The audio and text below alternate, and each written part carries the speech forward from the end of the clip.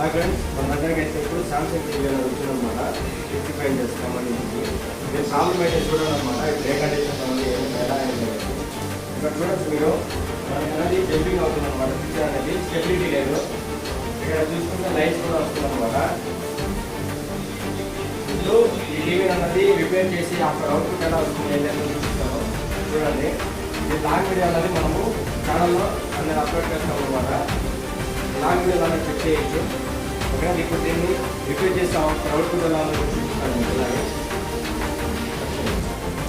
Friends, ఇప్పుడైతే దీన్ని ready చేసుకోవాలి కదా. ఒకసారి అలా చేసి మనకి ఏ కండిషన్లో చూడాలి. చూడొచ్చు, వీడియో ఏదైనా పోయిందన్నమాట. ఇప్పుడు మనకి జంపింగ్ అయితే లేదన్నమాట.